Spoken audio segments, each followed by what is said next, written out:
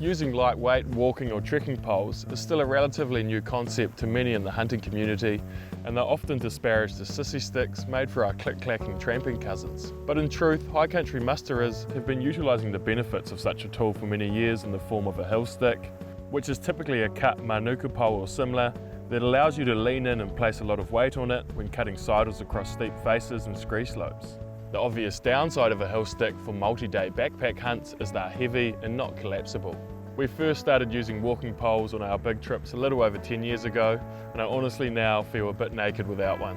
There's been a surprising amount of research carried out across the world on their benefits, and the general consensus is by having more points of contact with the ground, they greatly improve your balance, particularly when tackling slippery river crossings or when travelling on steep and loose terrain, while they also reduce the force and loading placed on your joints and muscles in the leg, especially when descending steep hillsides by helping you brake. This noticeably reduces those eccentric muscle contractions that leave your legs sore the next day, the jarring to your knees, the risk of injury to key joints and muscles, and that achy pressure placed on your metatarsal foot bones, all of which aids your longevity in the hills. Surprisingly, you will theoretically burn more calories by having to use your upper body muscles to power the poles forward, but this is offset by having a more normal walking gait with longer and quicker strides, meaning you'll travel faster and easier, especially while carrying a pack or climbing a hill.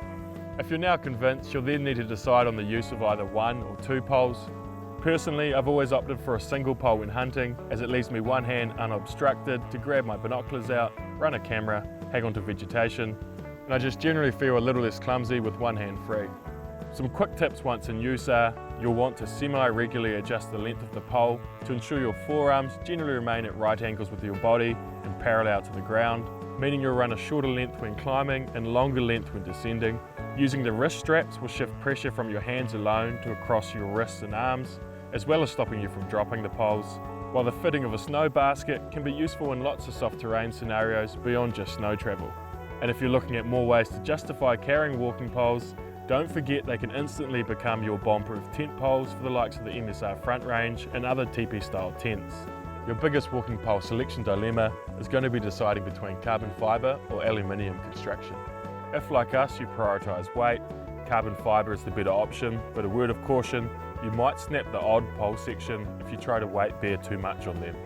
Alloy poles, on the other hand, are more durable and can bend under stress. They're less expensive but are heavier, and given we're often hunting in the cold or wearing gloves, I'd opt for the easy to use cam or lever locks over the twist screw locks. Our own favourite is the Hi-Trek Summit 100% carbon fibre walking pole with its cork handle that's brought in by Tightlines.